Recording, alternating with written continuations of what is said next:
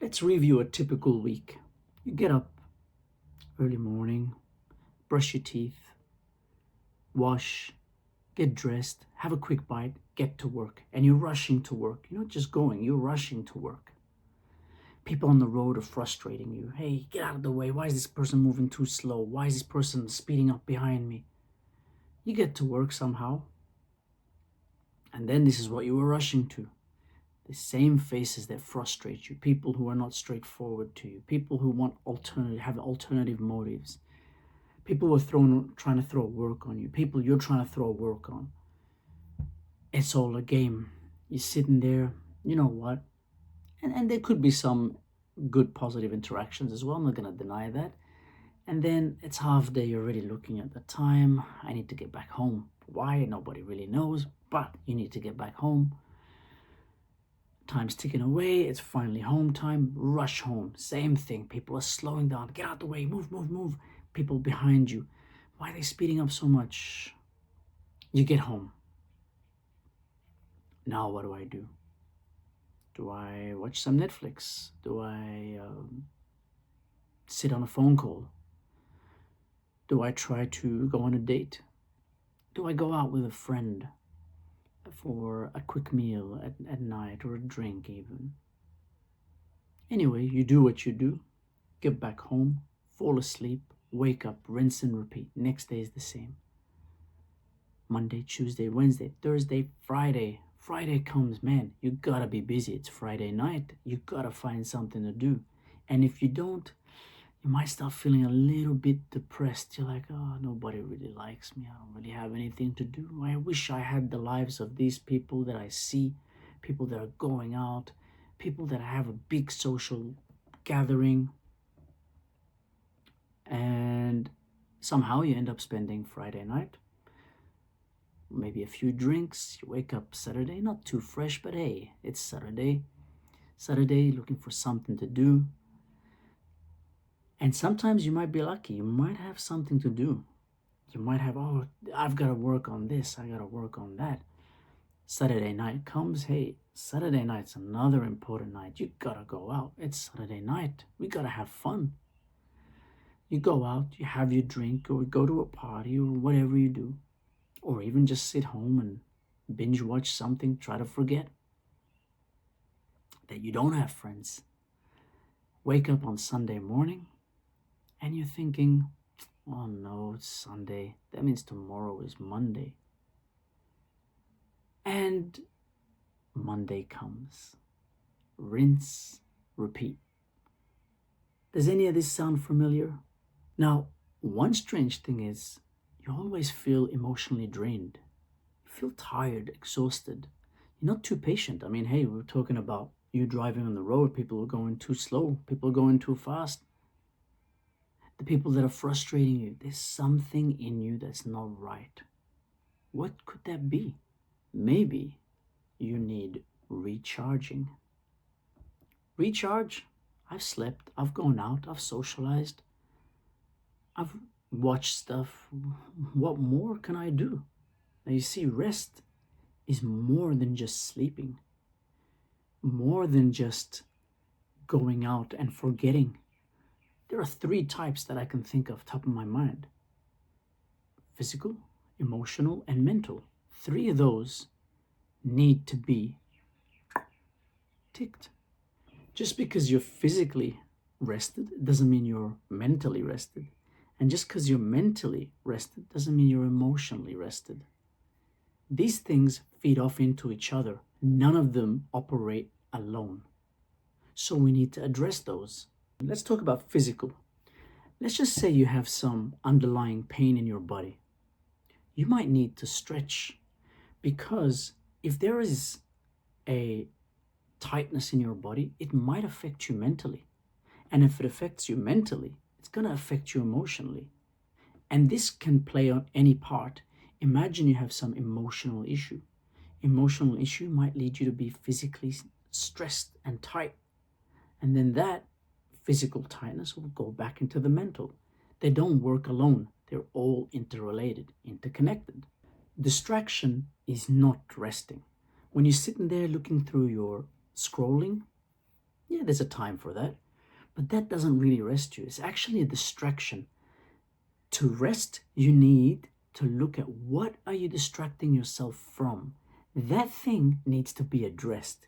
And if you don't address it, you're not going to be recharged because it's still on your mind. You have not addressed it. Same thing physically. If you got some physical ailment, for example, let's just say tight hamstring, and you try to ignore it by, I'll just sit there and rest. Now, the tightness in the body, if you don't address it, it accumulates. And the accumulation will just lead you to more stress in the body. And stress in the body, as we just mentioned, is going to lead to stress inside. People emotionally drain us. Hey, and this is not a negative thing. It's just if you're not recharging properly, naturally, having someone else's energy around you is going to drain you because your energy needs to be taken care of as well. So you sit there with people, yeah, they're talking, you like them, but at the same time, you're like, it's emotionally draining me, but you can't leave either. And your mind is in a weird place. Like, I want to leave, but I don't want to leave. I want to go, but I don't want to go. I need to spend time, and your mind's in that weird place and you don't even know what to do. You know what? You're emotionally drained. There are ways that we think that we are recharging, but we're not. For example, you might think, hey, you know what? Tonight I'm switching off. I'm just going to watch some Netflix for a few hours and just switch off from everybody. But you wake up the next day and it hasn't done anything for you. Now, the reason behind that is rest isn't just about doing nothing. Actually, you might need to do something to rest. So how do you rest? How do you recharge yourself? Firstly, it's not one thing, one size fits all. Just because something might make me recharge, it doesn't mean it's going to make you recharge. How do you know if you've recharged? Actually, it reflects in the three things that we mentioned. It reflects in your physical, it reflects in your emotional, and it reflects in your mental. If it's just reflecting in one, very soon that one will be drained because the other two will feed into it. So we need a holistic approach. What if your solution is actually something that requires research? So, for example, you're having an emotional issue with somebody and it's draining you. Now, you could work out a lot and yeah, you'll feel fresher and you'll be able to approach it better. So you need to work out or you need to exercise at least.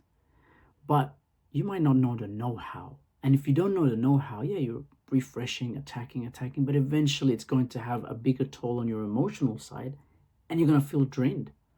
What you might need to speak to a mentor. You might need to speak to a coach. You might need to read a few books about, for example, how to better communicate with a partner, because that is the core issue. It's not just your energy. Ever had this thing where, there's something on your mind and then, you're trying to solve it. And then one day you have a chat to somebody and then light bulb moment, you're like, wow, that's the solution. Then that one conversation solves a particular issue in your life. That's a good friend generally will fit in there. A good mentor, a good coach, a good family member, that's where they come in there. Sometimes you might find a good YouTube video, this one. You might require to do some work to rest. And that sounds counterintuitive because you think rest is about nothing. The next thing is learn to say no to things that drain you, because when you first say no, it's going to feel a little bit awkward. You're going to be like, oh my God, I just said no to this person.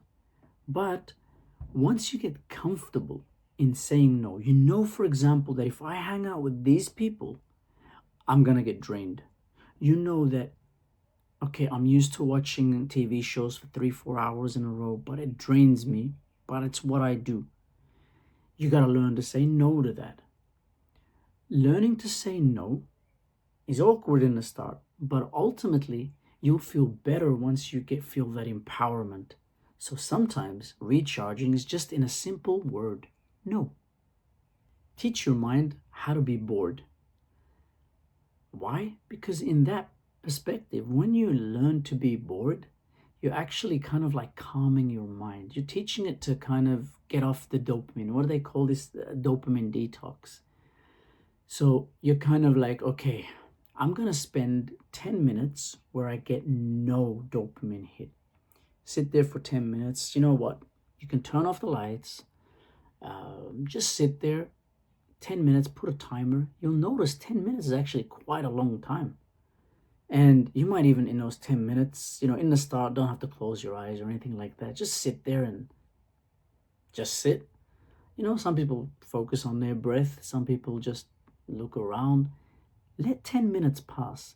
And then when you grab your phone after that 10 minutes or whatever, you'll feel like, oh, your mind is ready to be re-stimulated. So give yourself breaks from stimulation. Another thing you can do is environment change. So, you know what? Finish work and then force yourself to go somewhere different. Preferably, nature is good for us because not that the city is not good, but because most of our time, or a lot of us, we're in the city. So nature is an environmental change to us. You go there and things work a little bit different in nature. Go to a park, walk a little bit, get some fresh air. Maybe even, you know what? I have actually have a park that I go to. It's about, so without traffic, it'll take me about an hour to get there.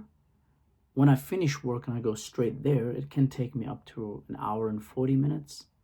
I go there, there's a walk that I do, get fresh air. You listen to the, sounds of the birds as you're going by, and it really helps to declutter your mind. And you've gone somewhere, when you finish, it's a bit dark. So maybe I'll walk, let's just say I finish work at 5. By the time I drive there, it'll be about 6:30, and I'll do about an hour and a half to maybe 2 hours walk there. Even if I don't walk, just sitting there, or just, sometimes I might take a friend and we go there together. And then when you're driving back, it's a little bit darker, no traffic generally. Get back into the city, to our suburbs, and you know what? It's actually quite different. Because you've changed the environment, you've changed what you generally know, it helps. That's one of my personal go-tos. You got to remind yourself that you need charging. Maybe have a note or a reminder on your phone. Recharge. What does recharge look like? It's different for every individual. It depends on what in your life is balanced and what's not balanced. Where there's balance, that's where you'll recharge.